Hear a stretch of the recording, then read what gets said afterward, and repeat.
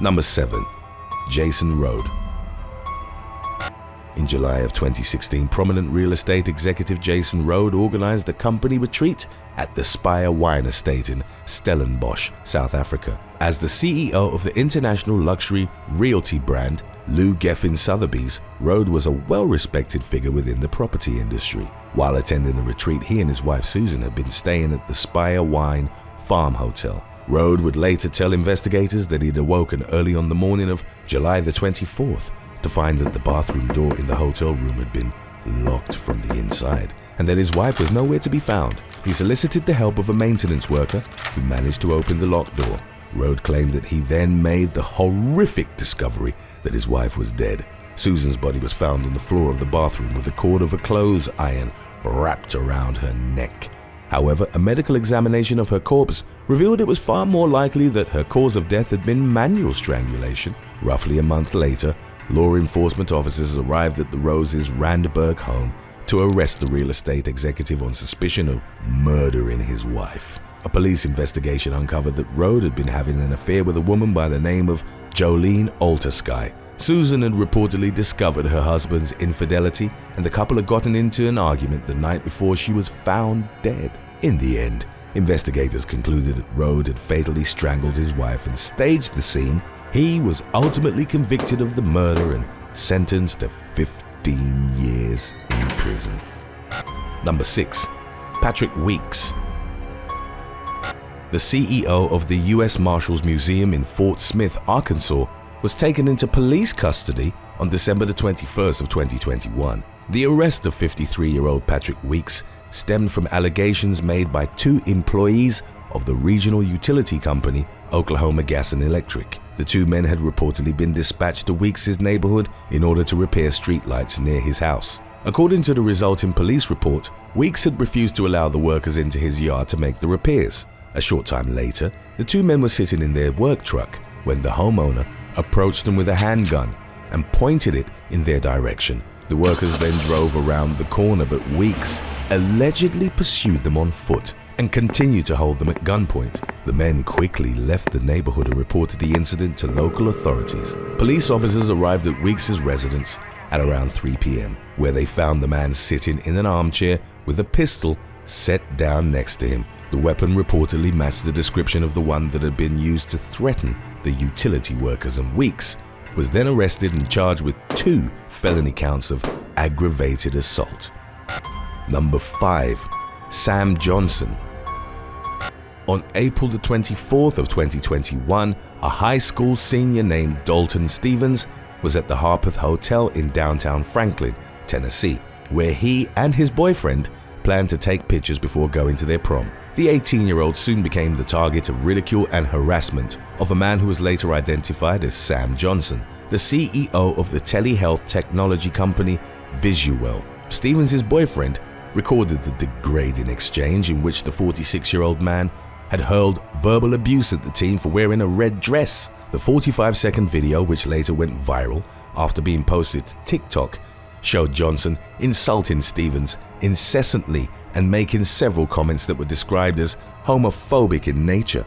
At one point, the Visuwell executive reportedly attempted to knock the phone out of the boyfriend's hands, but ended up hitting Stevens instead. Bystanders pleaded with Johnson to stop the harassment, although it wasn't reported how the altercation concluded after the recording had been cut off. Franklin police officers arrived at the scene in response to the incident, at which point Johnson vehemently denied accusations that he'd harassed the teenager. The video of the heated exchange spread quickly with the help of comedian Kathy Griffin, who posted it to her Twitter account on April the 26th. A few days later, it was reported that Johnson had been fired from his executive position at Visuwell. In August of 2021, the disgraced CEO reportedly filed a lawsuit against his former employer, in which he alleged that his termination had been unjustly prompted by an incomplete, edited, and out-of-context cell phone video clip.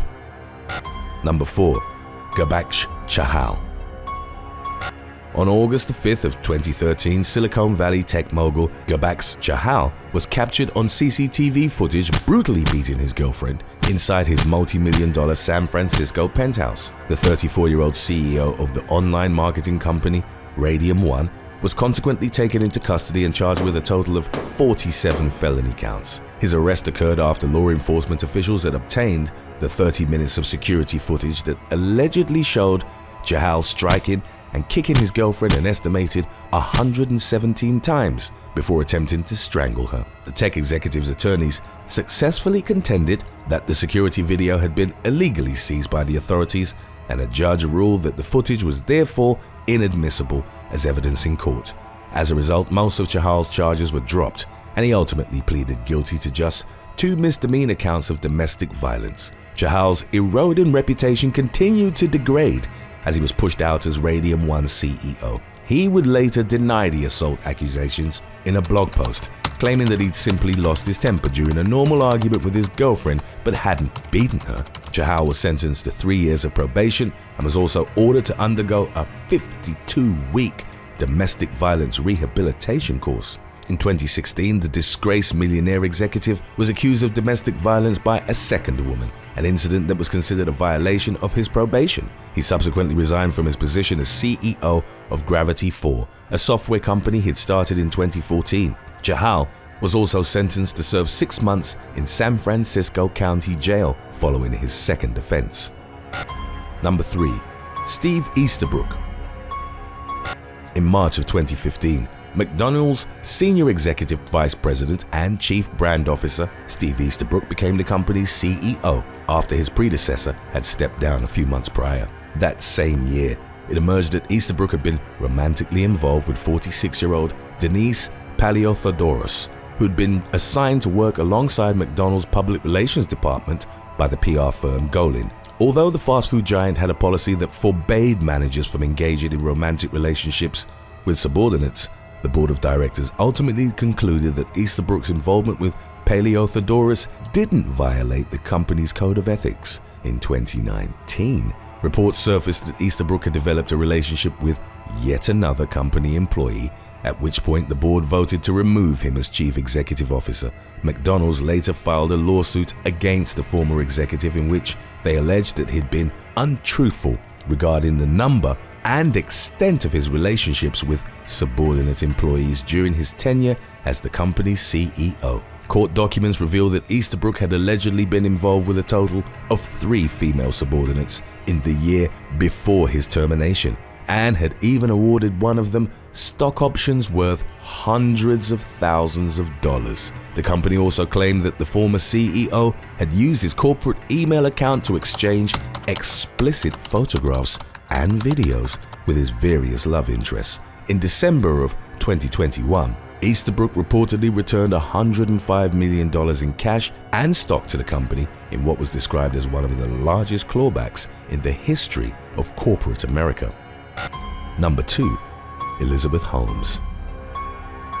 In 2003, entrepreneur Elizabeth Holmes founded the biotechnology firm Theranos in Palo Alto, California. The company's express purpose was to democratize healthcare, and by the end of the decade, Holmes' venture was valued at upwards of $92 million.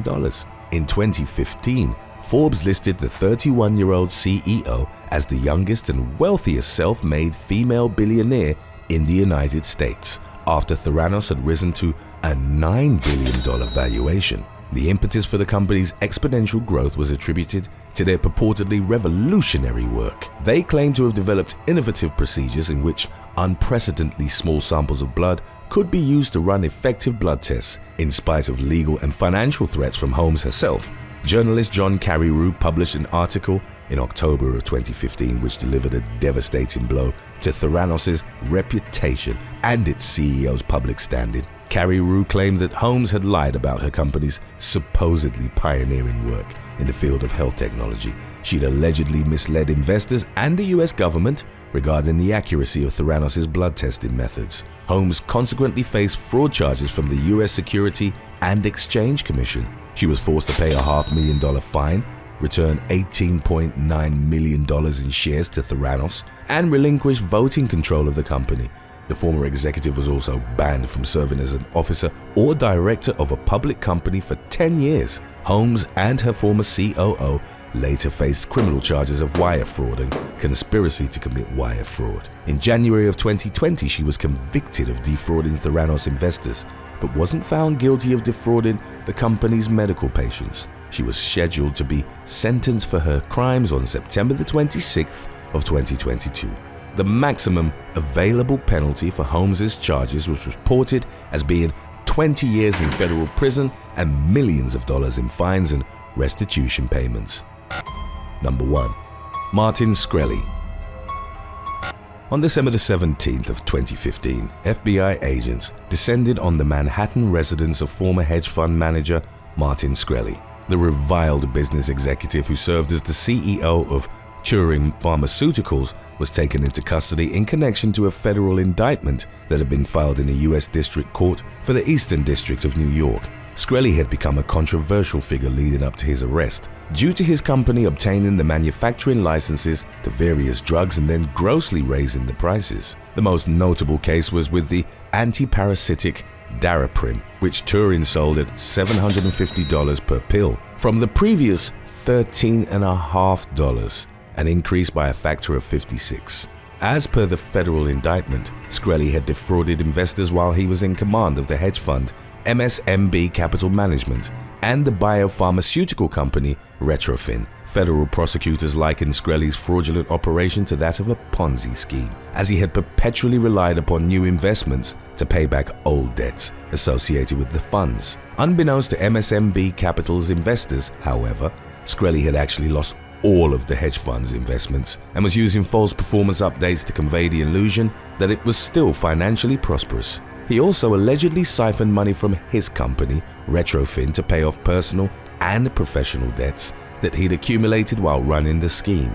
In total, Retrofin and its investors lost an estimated $11 million due to Shkreli's misuse of company funds. Following his arrest, he was charged with conspiracy to commit securities fraud and conspiracy to commit wire fraud. In August of 2017, the former pharmaceutical executive was found guilty by a jury of his peers, and he was ultimately sentenced to 7 years in a federal prison. Shkreli was also ordered to forfeit nearly $7.4 million in assets and pay $388,000 in restitution.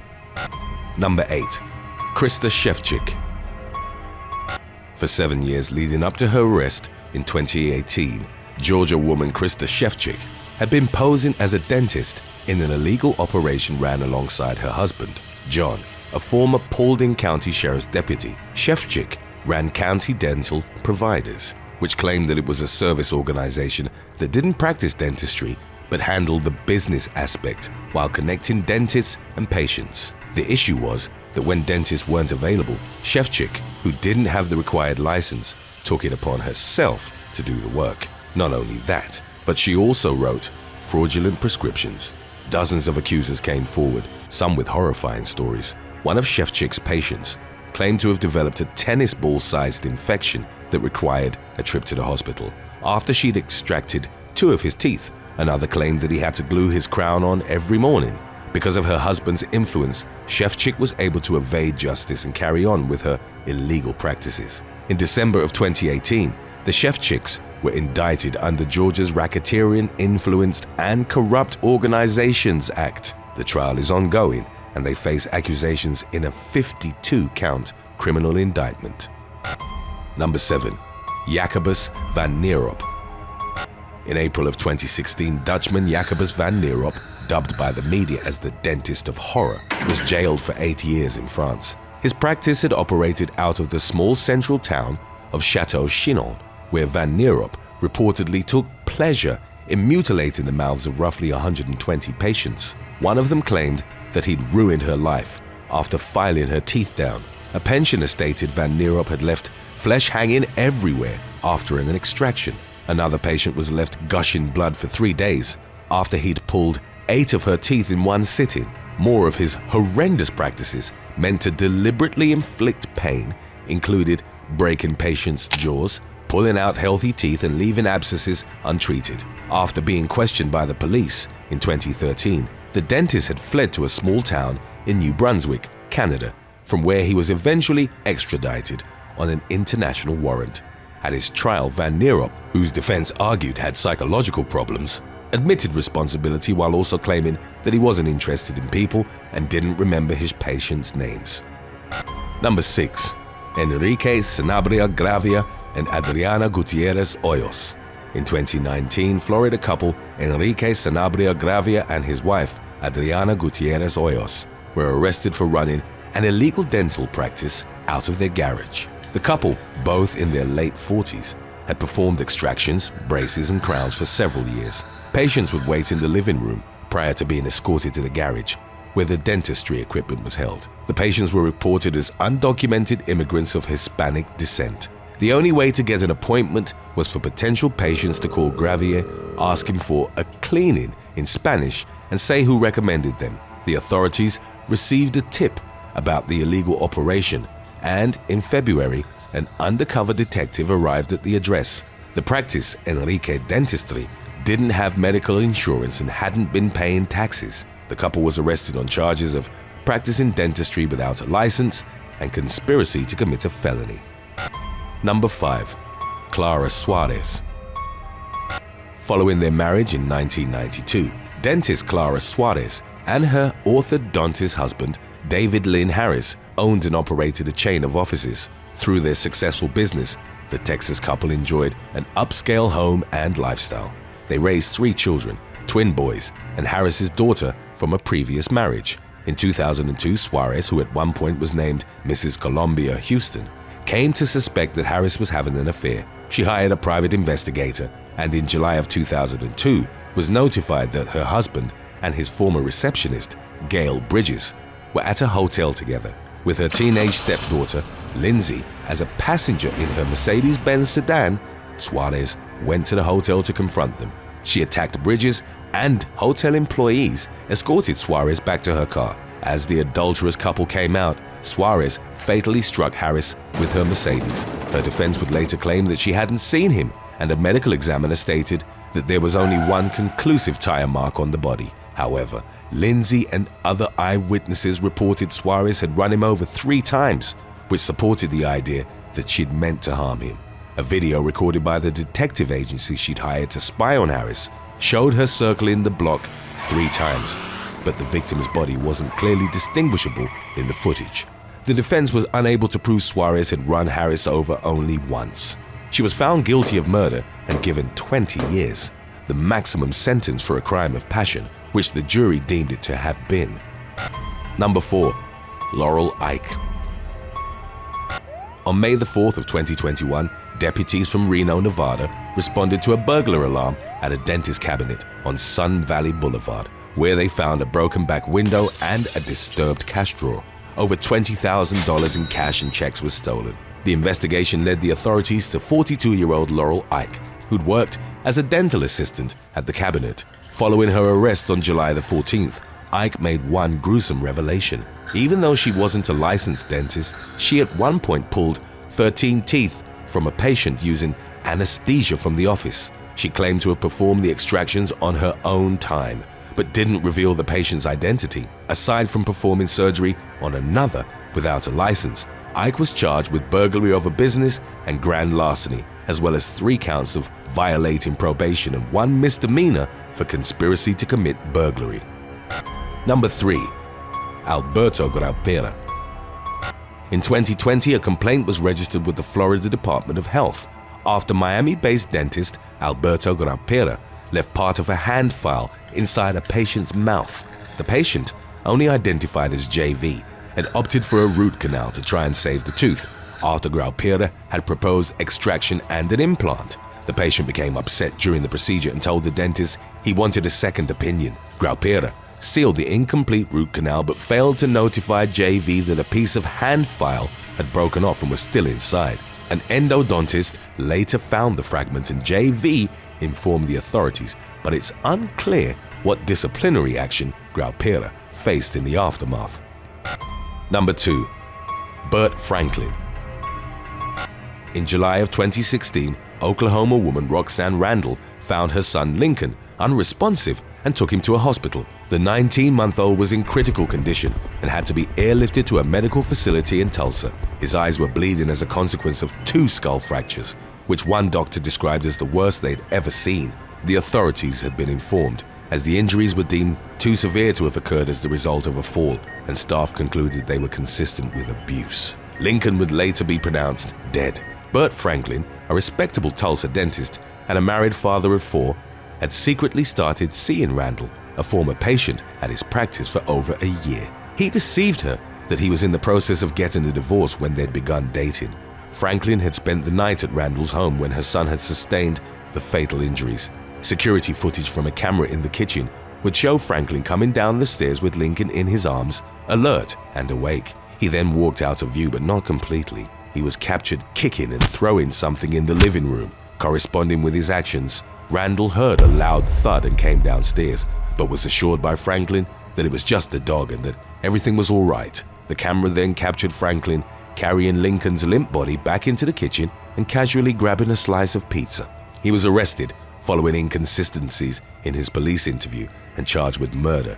Oklahoma City investigators believed that Franklin had slammed Lincoln into the ground or another hard surface head first. It was subsequently revealed that Franklin hated the boy's biological father, whom he had threatened to skin and mutilate. His hatred, as he confessed to friends, was exacerbated by Lincoln's likeness to him. With his murder trial fast approaching, there was evidence that Franklin had tried orchestrating a hit on Randall from prison, presumably suspecting she'd be able to incriminate him. He was found guilty of murder as well as of soliciting murder and sentenced to life without parole. It also emerged that his professional career was just as insidious as his personal life.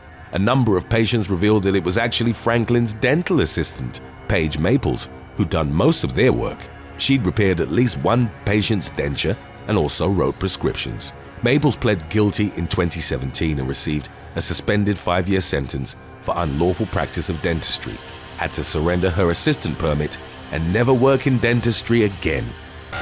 Number 1. Alexandria Pierce Baddeley. In 2021, out of pandemic-related fears, 29-year-old Alexandria Pierce Baddeley decided to treat a large abscess in her mouth herself. Even though she didn't have the proper medical training, her decision to act as her own dentist proved fatal. Pierce Baddeley feared catching the COVID-19 virus due to previous medical conditions that included pneumonia, sepsis, and hepatitis. She took pain medication and applied a turmeric paste to the affected area. The mother of one inadvertently overdosed on painkillers, which she'd taken with a considerable amount of alcohol. Pierce Baddeley's mother went to her home and found her lifeless body lying on the bed. The night of her death, Pierce Baddeley's boyfriend had ended their relationship. Hours before slipping into unconsciousness, she'd sent him a picture of her medication saying, "In 20 minutes, I won't be able to move." While it was initially suspected she'd taken her own life, the overdose was ultimately deemed accidental, a fatal consequence of her treating the painful abscess on her own. Number 7. Nicolette Munoz. Officer Nicolette Munoz was investigated by her own colleagues at the San Antonio Police Department following allegations that she'd assaulted a love rival. In April of 2019, a report created in connection to the incident detailed how Munoz, a 3-year veteran of the force, had FaceTimed former SAPD officer Kenneth Moreno, with whom she was allegedly having an affair. The call was answered by Moreno's girlfriend, however, and an argument between the two women subsequently ensued. Munoz eventually coaxed a rival into revealing her home address, and the off-duty officer then went to her residence in the early hours of the morning to confront her. Upon Munoz's arrival, reports indicated that there was a physical altercation between the women. The officer allegedly elbowed the homeowner in the stomach and struck her in the face and neck in an attempt to elicit a similarly violent reaction. Rather than strike Munoz in retaliation, however, Moreno's girlfriend called the police. It was later discovered that Moreno himself had been hiding in the backyard before he ultimately left the premises through a back alleyway.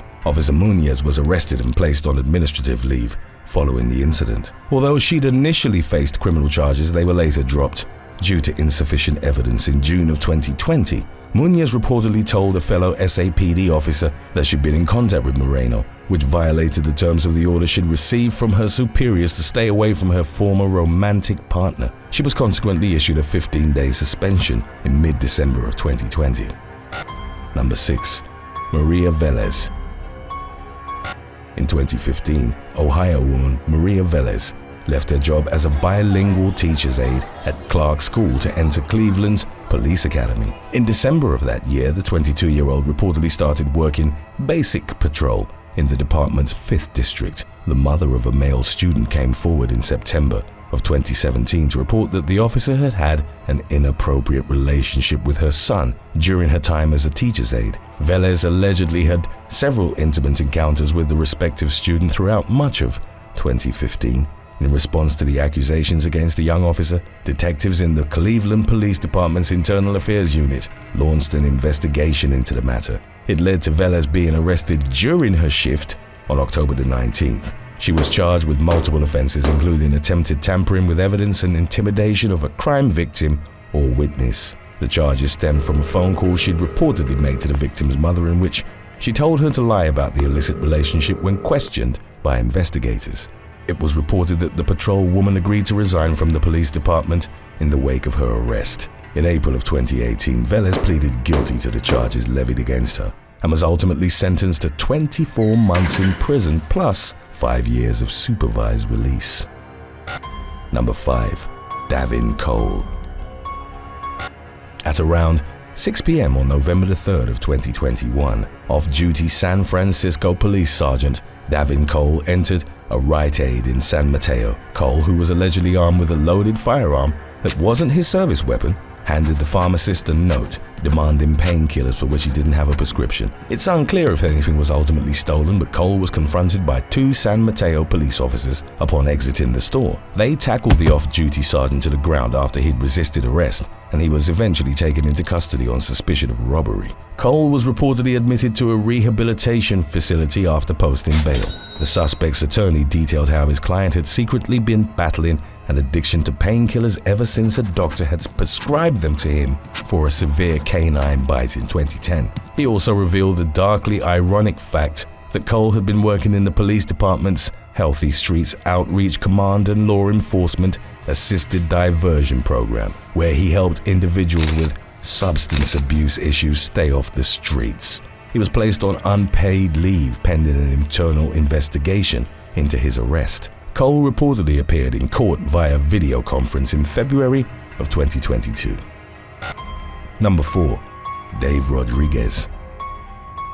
California man Don McComas uploaded a video to YouTube on July the 29th of 2015 which showed a troubling encounter he'd had with a local police officer in front of his Rohnert Park residence. During the 5-minute clip that went viral on social media in the incident's aftermath, McComas noticed a police cruiser slowly approaching his house while he was hooking a boat up to his vehicle in his driveway. After a couple of minutes, the officer inside the patrol car was shown taking a picture of McComas with his own cell phone. He then exited the car and approached the homeowner, ordering him to take his hand out of his pocket. The officer subsequently unholstered his service weapon and pointed it at the ground. McComas maintained that he'd done nothing wrong and asked the policeman if he was suspected of committing a crime. The officer admitted that the homeowner wasn't under any such suspicion, and he then walked back to his cruiser before leaving the scene. The Santa Rosa Press Democrat later identified the officer in the video as Dave Rodriguez. Rohnert Park Police Chief Brian Masterson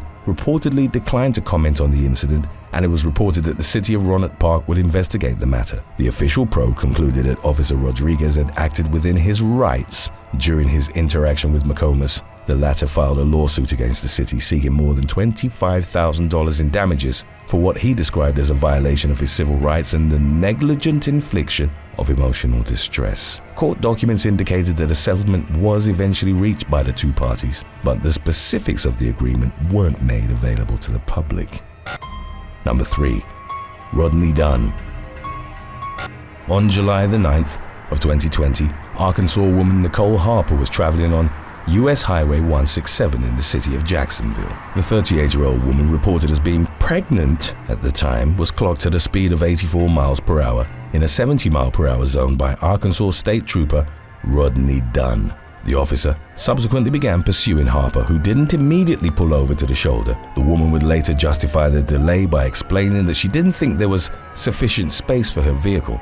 Instead of instantly stopping, Harper had reportedly reduced her speed to that of roughly 60 miles per hour and turned on her hazard lights as she searched for a safe location to pull over. Dunn, however, believed that the woman was attempting to flee from him. The trooper then rammed Harper's bumper in an attempt to execute a pursuit intervention technique, commonly referred to as a pit maneuver. The woman's car was sent careening into the adjacent lanes before it flipped over and slid to a complete halt. Harper reportedly avoided any serious injury during the accident and her baby was ultimately born without complication a few months later. She was, however, charged with speeding and failing to yield to an emergency vehicle. Harper subsequently filed a civil lawsuit against the state of Arkansas, and in November of 2021, the two sides reportedly reached a settlement agreement. Court records detailed how the agreement would lead to policy changes on the use of pit maneuvers by state police. Number 2. Daria, Jalali, and Austin Hopp.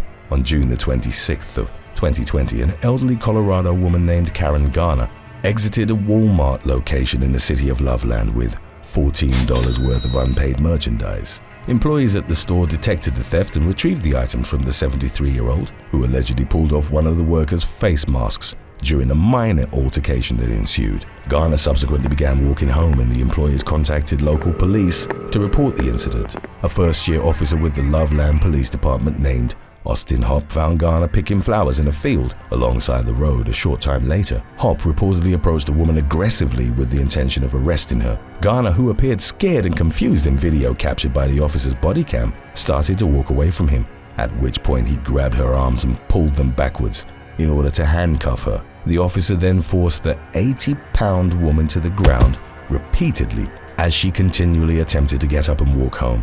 Officer Daria Jalali arrived at the scene soon after that and helped Hopp hold down Garner against the hood of a patrol car and hog-tie her. A bystander reportedly questioned the officer's use of force on the frail woman, but Jalali and Hopp dismissed their concerns. Garner was taken to the police station, where she was handcuffed to a bench as a small group of officers laughed and joked while watching Hopp's body cam footage of the arrest. In the aftermath of the incident, it emerged that Garner had sustained a fractured arm, a dislocated shoulder, a sprained wrist, and several bruises on her body as a result of the officer's aggressive exertion of force. It was also revealed that the woman suffered from dementia and sensory aphasia. Garner filed a federal lawsuit against the city of Loveland and 5 members of the police department in April of 2021. The elderly woman was ultimately awarded a $3 million payout after a settlement was reached, and officers Jalali and Hopp resigned from the department after facing criminal charges. The latter's trial was scheduled to begin on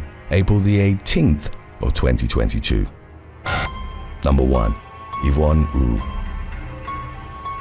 On the evening of October the 13th of 2021, an off-duty New York police officer named Yvonne Wu broke into her ex-girlfriend's Brooklyn apartment and lay in wait. Shortly after Wu had arrived on the premises, 23-year-old Jenny Lee arrived home with her new girlfriend, Jamie Liang, aged 24. Wu confronted them and promptly opened fire, shooting both women in the torso.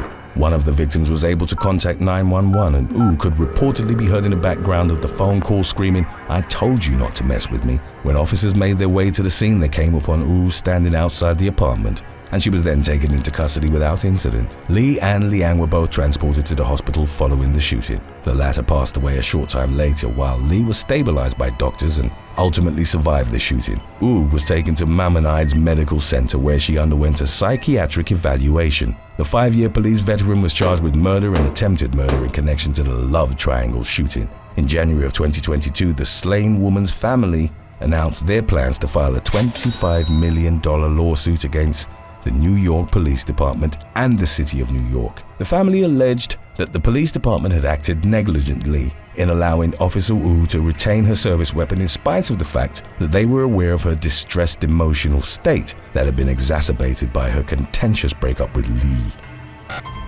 Number 7. Grant Robichaux. Orthopedic surgeon Grant Robichaux appeared on a 2014 episode of the reality television series Online Dating Rituals of the American Male, which chronicled his search for a girlfriend. 2 years later, the 38-year-old reportedly matched with a math and physics teacher named Lauren Hayden on Tinder. The California surgeon invited the woman over for dinner at his luxury Newport Beach apartment. Hayden would later report that she'd intended to keep their first date purely platonic. However, within hours of her arrival at his home, Robichaux made repeated attempts to remove her clothes, prompting the woman to cry out for help. An elderly neighbor was awoken by her screams and contacted the police. Hayden had narrowly escaped the encounter without being harmed any further, but it would later emerge that she hadn't been the first woman assaulted by Robichaux at his apartment. In 2018, the wealthy surgeon and his girlfriend, Sarissa Riley, were arrested for drugging and abusing at least 7 women. Orange County authorities suspected that there might have been tens or hundreds more victims that had been targeted by the couple. During a search of Robichaux's Newport Beach residence, investigators found a substantial number of videos that show the man performing non-consensual acts with women who'd been chemically sedated. As of the latest updates on the case, Robichaux and Riley were still awaiting their criminal trial. Number 6. Jonathan Brooks. On January the 14th of 2021, retired plastic surgeon Graham Perks was stabbed by an intruder during a break-in at his home in Northamptonshire, England. The 65-year-old was left with critical injuries to his chest and abdomen, and he consequently spent time recovering in an intensive care unit, while investigators set out to identify his attacker. Within a few days, local police arrested plastic surgeon Jonathan Brooks, who'd previously worked alongside Perks at the Nottingham University Hospital's NHS Trust. Brooks was charged with attempted murder, attempted arson with intent to endanger life, and possession of a knife in a public place. The Southwell-based surgeon denied having had any involvement in the stabbing of his former colleague and pleaded not guilty to his charges during a hearing at Nottingham Crown Court. While gathering evidence against Brooks, the authorities struggled to determine a potential motive for the brutal attack. Investigators then learned that in 2016, the 56-year-old had appeared before an employment tribunal at Nottingham University Hospital that Perks had helped oversee. After having expressed concerns about poor working conditions at the hospital, Brooks was reportedly seeking approximately $6.5 million in compensation from the institution's trust. The panel ultimately rejected Brooks's claim, and shortly thereafter, he lost his position at Nottingham University to work with the charity Doctors Without Borders. Information released in the aftermath of his arrest indicated that Brooks's criminal trial had been scheduled to begin on April the 4th of 2022. Number 5. Carlos Hernandez Fernandez. Colorado man Carlos Hernandez Fernandez was taken into police custody in August of 2016 after pretending to be a medical doctor for over a year. The 36-year-old was arrested by an officer who'd entered his Denver clinic reportedly while an unauthorized procedure was being performed. Although Fernandez had actually only attained the level of a surgical assistant, he posed as a cosmetic surgeon and performed multiple operations on unsuspecting women who'd believed him to be a legitimate doctor. It was reported that at least 4 women had suffered serious bodily harm as a direct result of the man's unlicensed procedures. According to Denver's district attorney, Fernandez had been running his deceptive surgical clinic since early 2015, and he consequently faced 14 felony counts, including second-degree assault, unlawful contact, and criminal impersonation. In April of 2017, he reached a plea deal that reduced his charges to just 3 counts. Fernandez was ultimately sentenced to 6 years in prison, followed by 15 years of probation. He was also ordered to pay approximately $190,000 to the victims of his illegal operations. Number 4. Neri Carvajal Gonzalez. In early 2014, South Florida woman Neri Carvajal Gonzalez agreed to perform a series of cosmetic surgeries on an unidentified man, even though she wasn't reported as being a licensed medical practitioner. The patient, described as being in his 50s, initially sought to have work done only on his face, but he eventually decided to have additional procedures for various other body parts, including his manhood. The surgery was performed at a warehouse in Hialeah, an area known to local authorities as a hotspot for sham doctors offering cheap cosmetic procedures. Following the operation, the patient's organ failed to function properly, and it was also reported that he'd begun experiencing excruciating pain in his genital region. Embarrassed by his predicament and fueled by a sense of urgency, he went back to Carvajal Gonzalez, hoping she'd mend the issue. The latter called upon plastic surgeon Mark Schreiber to help fix the damage caused by the botched procedure. Schreiber had formerly worked at the Plastic Surgery Arts Center in Boynton Beach, but had lost his medical license in 2008. Around that same time, he'd been sentenced to 2 years in prison for charges related to practicing medicine without a license. After the patient had started questioning the legitimacy of his doctor's credentials, Carvajal Gonzalez fled to Colombia. In August of 2015, she returned to South Florida, at which point she was arrested and charged with unlicensed health care, causing serious injury and practicing without a medical license. The woman ultimately agreed to a deal with prosecutors that sentenced her to 40 months in prison, plus an additional 3 years of probation. Under the conditions of her plea agreement, Carvajal Gonzalez agreed to testify against Schreiber, who also faced criminal charges in connection to the incident. Number 3. Matthew Bonanno. In August of 2019, a plastic surgeon from the village of Great Neck on Long Island, New York, was arrested after local authorities had been alerted to threats that he'd made against his estranged ex-wife and her family. The police took 47-year-old Matthew Bonanno into custody outside of a bar in Tuckahoe, where he'd allegedly told one of his friends about his intention to shoot his former partner. Officers found a fully loaded handgun inside of his friend's car, and the surgeon was subsequently taken to police headquarters for further questioning. While Bonanno was in custody, investigators were dispatched to the man's Great Neck apartment, where they came upon a cache of weapons, ammunition, and specialized equipment. The stash included rifles, tasers, military-style knives, brass knuckles, and body armor.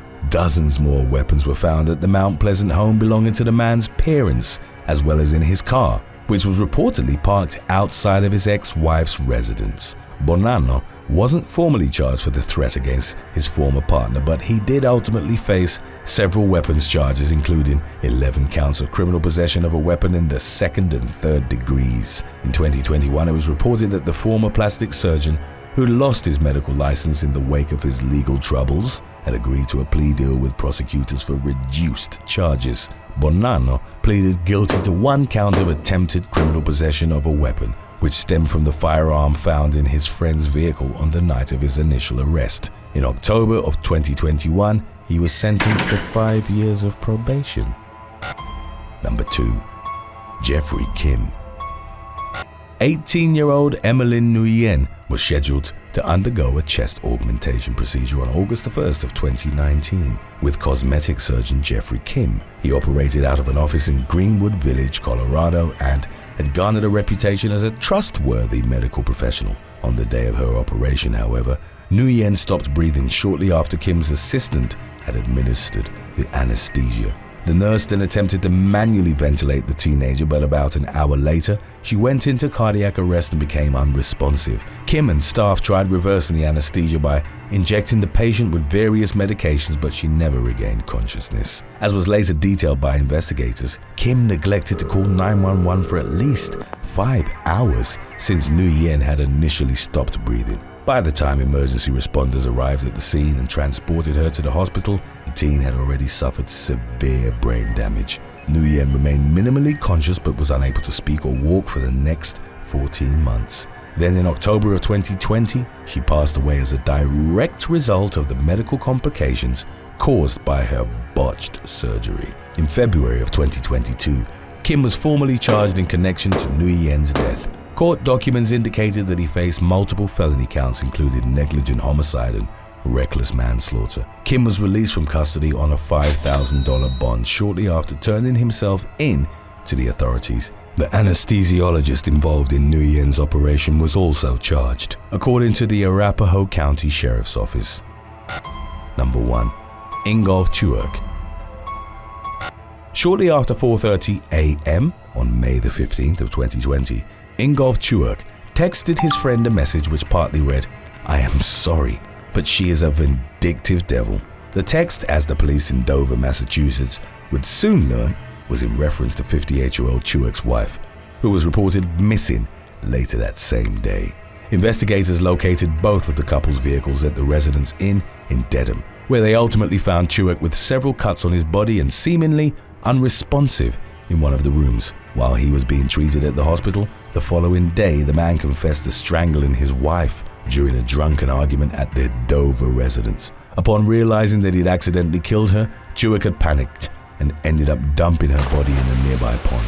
A state police dive team was later called to retrieve the victim's remains from the water. There were reportedly rocks found in her pants at the time of her recovery, which Chuak had used in an attempt to make her body sink. As was detailed in a police report, the couple had been involved in a number of domestic abuse incidents over the course of several months. During one of their rows, Chewik had allegedly choked his wife until she nearly lost consciousness. The suspect, who was ultimately charged with murder, was a renowned Boston area urologist who'd risen to prominence by specializing in the innovative practice of robotic surgery. It later emerged that a couple of months prior to his arrest, Chewik had lost his job after neglecting to see any of his patients for over a year. Around that same time, his wife had filed for divorce only a few days after she'd brought the allegations of abuse to the authorities' attention. Number 8. Joshua Lee Hunsucker.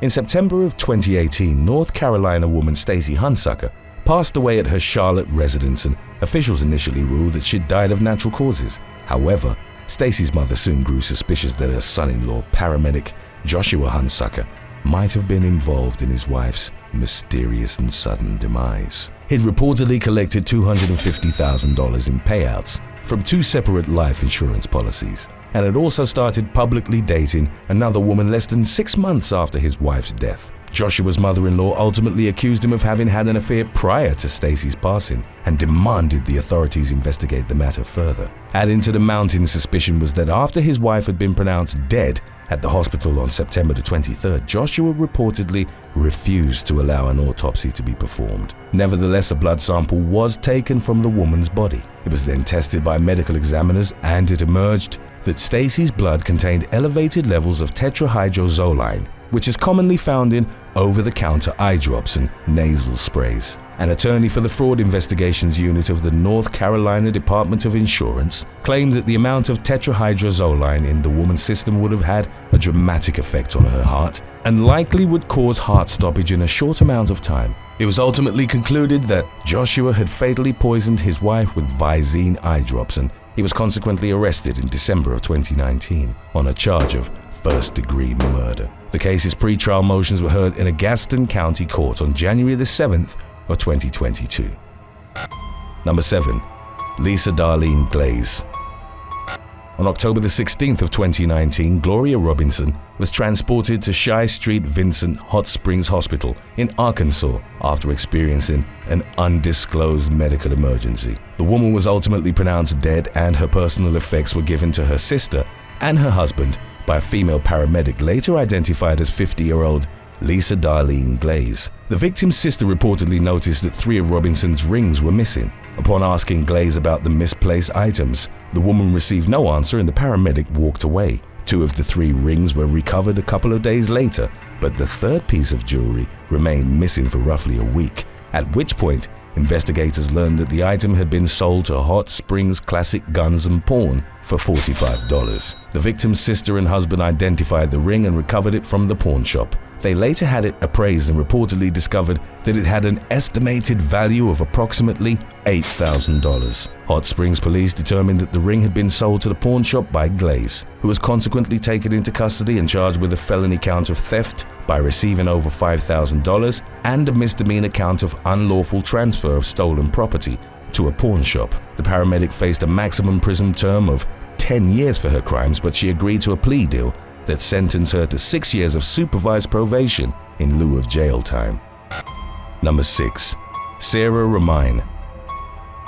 Shortly before 8 p.m. on July the 31st of 2021, Tennessee paramedic Sarah Romine got into a confrontation with 2 women in the parking lot outside the Soaky Mountain Water Park in Sevierville. Local police reported that Romine, who worked as an EMT for American Medical Response, opened fire on the other women after their dispute had abruptly escalated. The victims, Kelsey Cook and Angie Russell, were transported to nearby hospitals to be treated for the gunshot wounds they'd sustained. Cook was airlifted to the University of Tennessee Medical Center in Knoxville, where she was later pronounced dead. Russell received treatment for non-life-threatening injuries at LeConte Medical Center. Romine fled the scene in the shooting's wake, but she was eventually tracked down and taken into police custody, along with a male suspect named Joshua Daniels. Investigators identified Romine as the shooter and consequently charged her with second-degree murder, multiple accounts of aggravated assault, and possessing a firearm while intoxicated. Daniels was also charged with the latter count, and both suspects were subsequently detained at the Sevier County Jail. In January of 2022, Romine was indicted on charges of first-degree murder, 2 counts of aggravated assault and 5 counts of reckless endangerment in connection to the deadly incident. Number 5. William Buckley Stout. On January the 8th of 2021, William Buckley Stout was released from his position as a paramedic with Rowan County Emergency Services in North Carolina. The 43-year-old's termination occurred following allegations that he'd stolen a controlled substance from an ambulance that wasn't in use. According to an arrest report on January the 5th, Stout had taken a 10-milligram vial of morphine from the emergency vehicle and then forged the name of another employee in the ambulance's inventory logbook. The paramedics' actions were described as unacceptable by Rowan County government officials. It emerged that in 2018, Stout, who'd previously been promoted to EMS lieutenant, was demoted to paramedic for what was described as non-disciplinary reasons. Approximately 2 weeks following the morphine theft, Stout was charged with embezzling a controlled substance. Number 4. Kevin McCorvey. On the evening of November the 12th of 2021, a non-emergency ambulance driven by Kevin McCorvey carried a dialysis patient through the town of Fairburn, Georgia, roughly 20 miles south of Atlanta. At about 7:30 p.m., McCorvey reportedly lost control of the vehicle and veered off the road, which resulted in the ambulance turning over and rolling into a ditch. Police officers who arrived at the scene shortly thereafter used a ladder to climb into the back of the ambulance, where they found McCorvey, a female paramedic, and the patient, identified as 66-year-old Wilton Thomason Jr.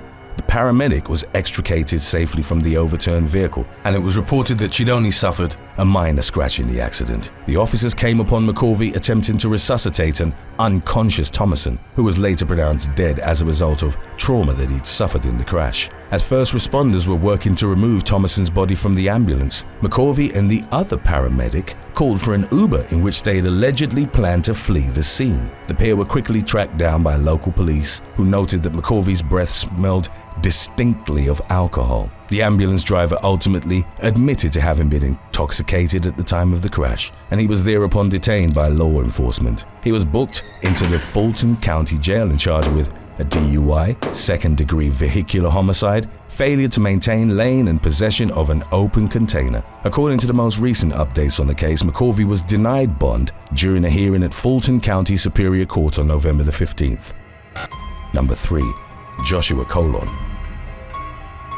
Florida man Joshua Colon, who'd been named Polk County's Paramedic of the Year in 2020, was taken into police custody in January of the following year, days after his resignation from Polk County Fire Rescue. His arrest occurred following an investigation by the county sheriff's office, which had been launched after a battalion chief noticed inconsistencies in paperwork that Colon had filed. The decorated paramedic had reportedly been tasked with administering the COVID-19 vaccine to other first responders. Investigators discovered that 3 of the documents filed in connection to Colon's assignment had been forged, 1 with the name of a former Haines City firefighter and 2 with fake names. Upon being interviewed by county deputies, Colon reportedly admitted to falsifying the paperwork on behalf of Fire Rescue Captain Anthony Damiano. The latter had allegedly asked Colon to obtain doses of the vaccine for his elderly mother. The paramedic initially refused, but Damiano then threatened to tell his supervisors that Colon was stealing the vaccine for himself.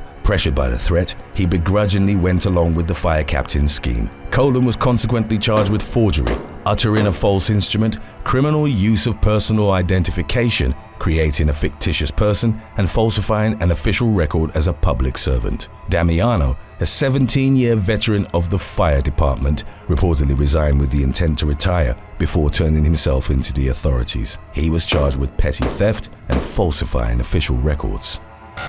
Number 2. Jonathan Vass. Nurse Jane Clough was walking to her car on the night of July the 25th of 2010 after she'd just finished her shift in the Accident and Emergency Wing at Blackpool Victoria Hospital in Lancashire, England. Before the 26-year-old made it to her vehicle, however, she was reportedly stabbed multiple times by a male assailant. Police were called to the hospital staff parking lot at about 8:30 p.m. and Clough was rushed to the emergency room, located only about 100 yards from where she'd been brutally attacked. Her co-workers fought to save her life, but she ultimately passed away a short time later. Clough's autopsy concluded that she'd succumbed to excessive blood loss resulting from the 71 stab wounds she'd sustained. The morning after the incident, law enforcement went to the home of paramedic Jonathan Vass in the village of Barrowford and took the 30-year-old into custody. According to subsequent findings, the man had previously left his wife to move in with Clough. Before her tragic death, Clough alleged that Vass had assaulted her in their home, a crime for which the paramedic eventually faced charges. He posted bail, and Clough, upon learning he was out of police custody, reportedly wrote several entries in her personal journal expressing fear that he might violate the terms of his release and come after her. Her prescient concerns came to tragic fruition on the night of July the 25th, when Vass ambushed her in the hospital parking lot and stabbed her to death. He was consequently sentenced to a minimum prison term of 30 years. Number 1. Daniel Murphy.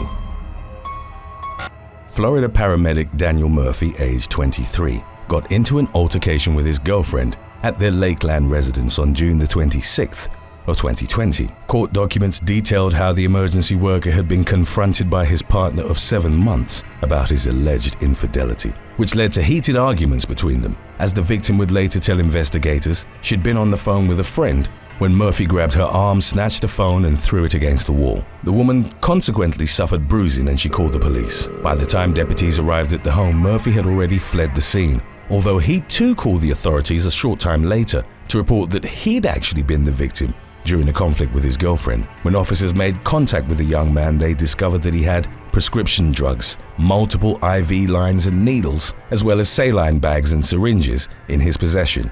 After being questioned by detectives, Murphy ultimately confessed to stealing the medical equipment from his place of work. During police interviews with the paramedic's girlfriend, more dramatic revelations followed. It emerged that after passing out from drinking too much one night, she'd awoken to find an IV in her arm and what appeared to be blood being drawn out. One of Murphy's ex-girlfriends had also allegedly told the victim that the paramedic frequently asked her if he could draw her blood during the course of their relationship. Murphy later denied the allegations, but did admit to drawing people's blood as part of a friend's art project. He was taken into custody and charged with domestic violence battery, petty theft, and possession of prescription drugs without a prescription. Murphy's employment with Polk County Fire Rescue was reportedly terminated following his arrest. Number 7. Kane Velasquez. In the early 2010s, Kane Velasquez was arguably the UFC's most feared and dominant heavyweight. He went on to become a 2-time champion for the promotion before he was ultimately forced to retire from MMA following a string of injuries. Velasquez had a brief professional wrestling career in the WWE before he was released amidst pandemic-related budget cuts in 2020. The former professional athlete was officially charged with 1 count of attempted murder in addition to several counts of related weapon charges on March the 2nd of 2022. The incident for which 39-year-old Velasquez was charged stemmed from a shooting that had taken place on February the 28th, roughly a week after a man named Harry Goulart Jr. had been released from custody on a personal recognizance bond. Goulart had been detained on felony charges for allegedly abusing one of Velasquez's younger relatives. On a stretch of a main freeway in Santa Clara County, California, the former MMA star chased after a pickup truck that contained 43-year-old Goulart, his stepfather, and one other person. He rammed the truck with his own vehicle, then fired a .40 caliber pistol at Goulart through the window. Velasquez missed his intended target and instead struck the man's stepfather, inflicting non-life-threatening injuries. Velasquez was later arrested and booked into the Santa Clara County Jail. Many within the MMA community expressed their support of the athlete in the aftermath, sparking a movement to free Kane. The same message was written on the t-shirts of nearly 100 people that showed up outside the California court where he was formally arraigned. Number 6. Shamique Holdsclaw. Following an accomplished WNBA career that spanned over 11 years, Shamique Holdsclaw retired in 2010. Throughout her professional run, Holdsclaw earned an Olympic gold medal, while domestically, she was a 6-time WNBA All-Star. In her autobiography entitled Breaking Through, Beating the Odds Shot After Shot, the former sports star wrote that she'd battled with mental health issues during her basketball career. In November of 2012, Holdsclaw went to see her ex-girlfriend, Jennifer Lacey, who at the time was working out at a church on Atlanta's Ponce de Leon Avenue. The 35-year-old former sportswoman approached Lacey, a player for the WNBA's Tulsa Shock, to say that she wanted to return some items. Upon driving away from the church in her Range Rover, 29-year-old Lacey noticed that Holdsclaw was following her. The former drove to a friend's house and upon exiting her SUV was approached by Holdsclaw, who was wielding a baseball bat. Lacey fled into her friend's house and then watched as her ex used the bat to smash the windows of her car prior to firing a handgun into it. It was reported that Holdsclaw had earlier poured gasoline into Lacey's vehicle and that she'd fired the gun in hopes of blowing it up. Lacey and her friend were unhurt in the incident and a warrant was put out for Holdsclaw's arrest. After she was taken into custody, the former WNBA star was charged with aggravated assault, criminal damage, and possession of a firearm during the commission of a felony. She pleaded guilty in June of 2013 and was sentenced to 3 years probation, ordered to perform community service and pay a $3,000 fine. Number 5. Dennis Rodman.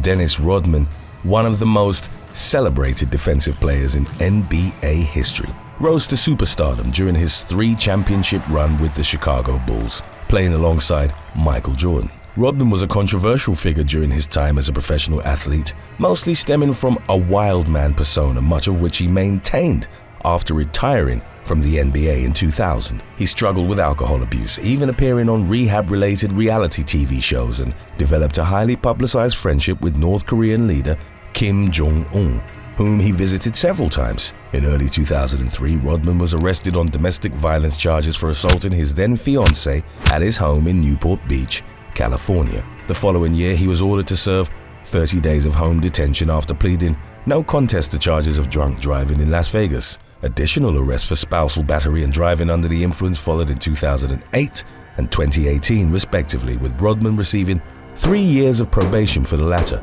More recently, in 2019, the former NBA athlete was charged with a single misdemeanor count of battery for slapping an acquaintance of his, named as Jeff Saluk, at the Buddha Sky Bar in Delray Beach, Florida. Rodman was celebrating his 48th birthday at the time, and according to an arrest affidavit, he abruptly turned around and struck Saluk, who had been standing behind him. He hit him twice with an open hand in what was described as an unprovoked attack. The 30-year-old victim reported that he was left with considerable swelling and a corneal abrasion that rendered him unable to work. An agreement was reached the following year that required Rodman to pay Saluk $250 in restitution, maintain his distance from him, and avoid further legal trouble in order for the battery charges to be dropped.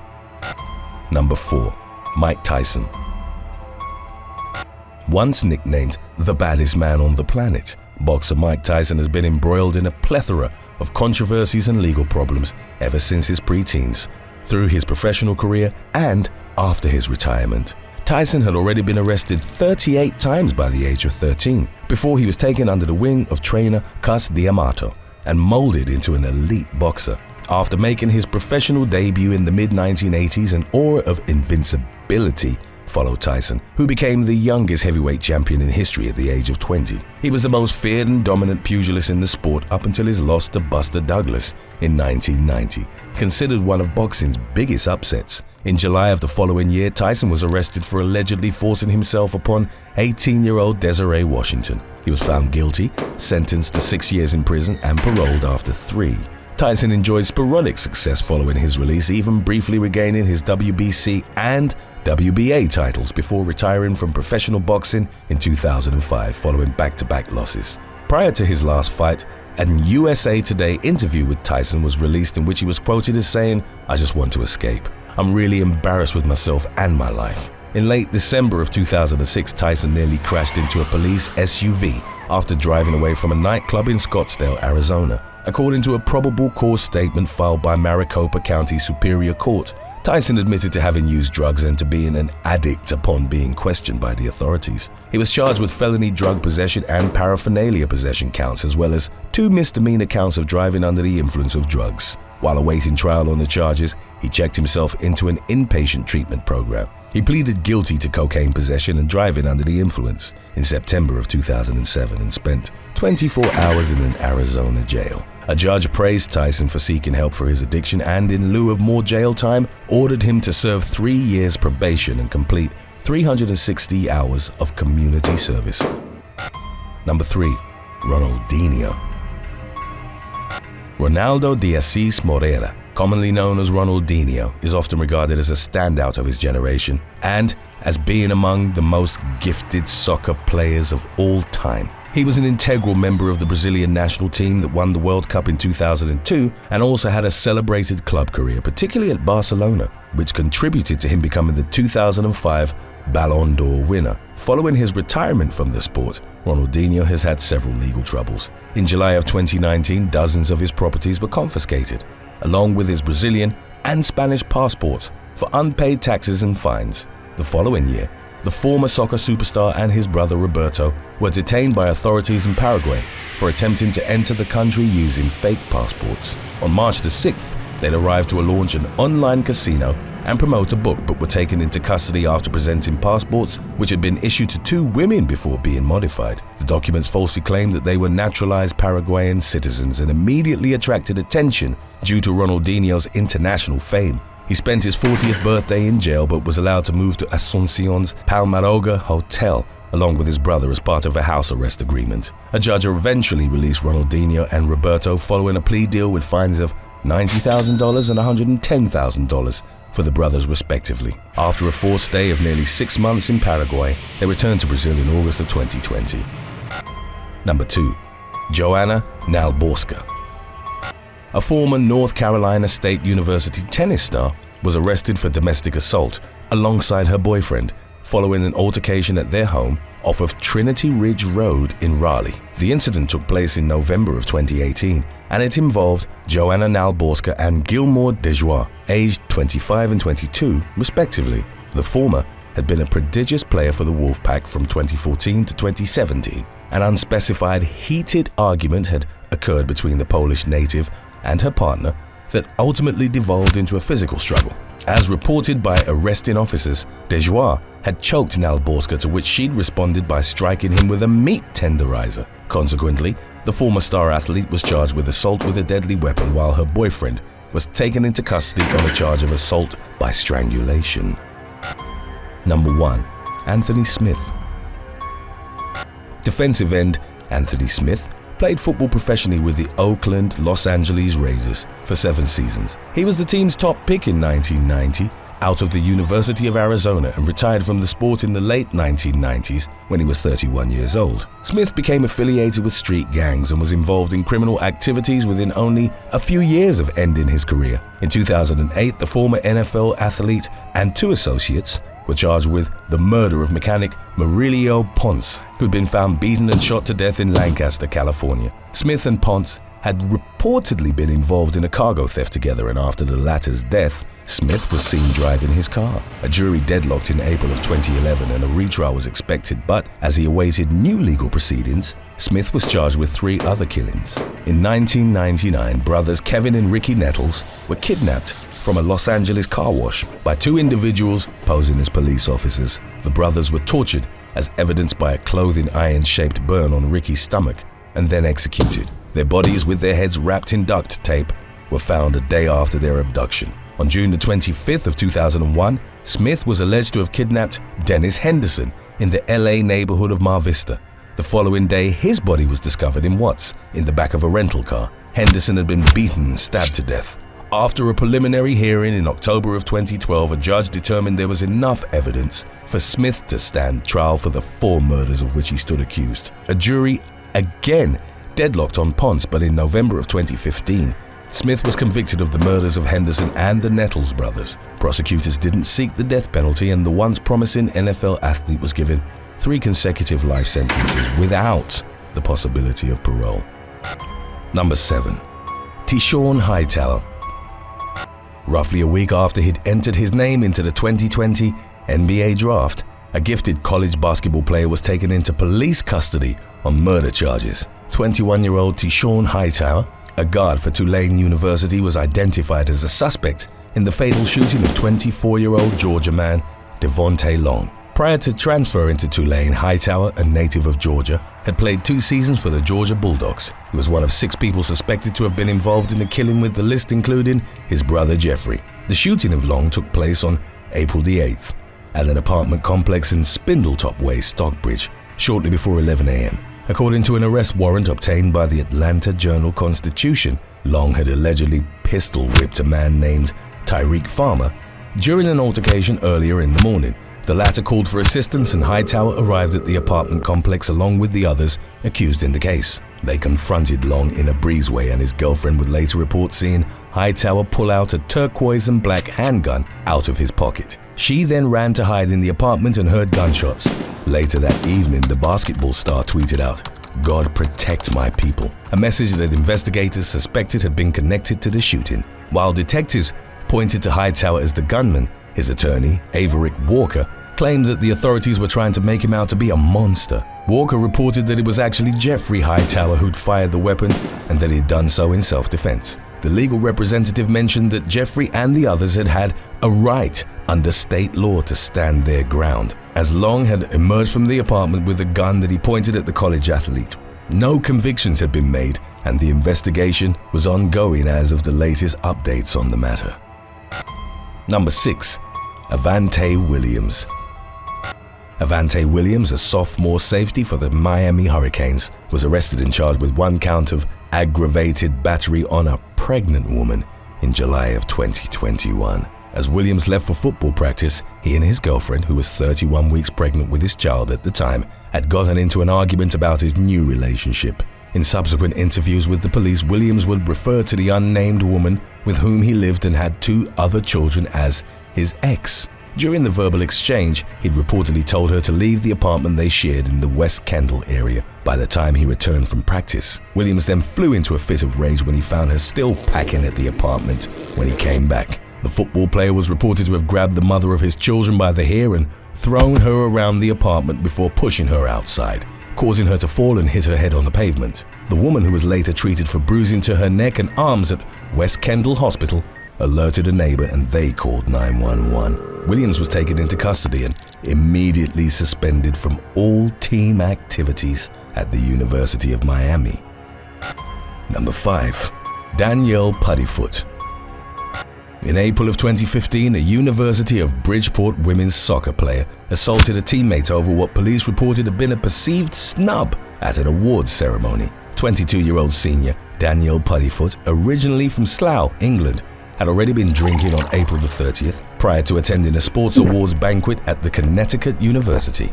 Another athlete had received the coach's player award, which upset Puddyfoot. The young woman felt that she'd been repeatedly passed over, as she hadn't received any official recognition during her 4 years playing for the team. Puddyfoot was already heavily intoxicated by the time she went to a post-banquet dorm party, where she reportedly began berating her teammates. An altercation ensued between Puddyfoot and 18-year-old Haley Marquis. Puddyfoot headbutted the teen and the strike was delivered with such force that Marquis was knocked over 2 chairs and onto the floor. She was left with facial swelling and 2 black eyes. Puddyfoot then continued slamming her own head against the wooden wardrobe closets in the room.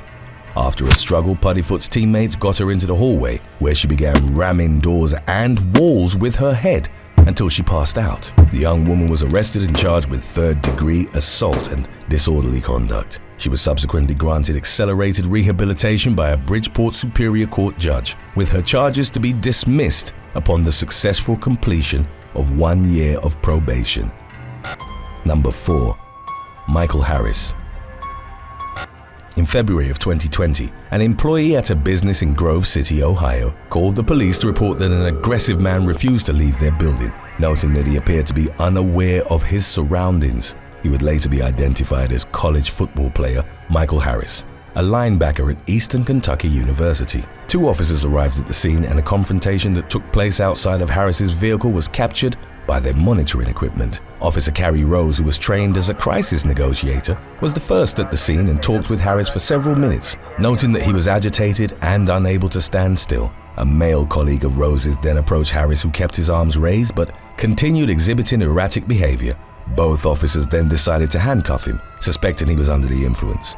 Before he could be restrained, however, Harris pushed the male officer away and tried to get back in his car. Fearing an escalation of the altercation, the officer pepper sprayed Harris, but it proved ineffective as he pulled the hood of his sweatshirt over his face. Then, as Rose and her colleagues struggled to handcuff a crouched Harris, the football player lifted the male officer high into the air and then slammed him into the concrete, falling to the ground with him. Efforts to restrain the 6'3", 245-pound athlete continued with the intervention of Rose and that of a third officer who approached the scene from a separate cruiser. Lieutenant Eric Scott with the Grove City Police Department described the officer at the scene as a very strong man in his own right, but quoted him describing the altercation with Harris as saying, "I cannot believe the strength this man had." The college athlete was successfully taken into custody and charged with assault against a police officer, a felony in Ohio, as well as with resisting arrest and disorderly conduct while intoxicated.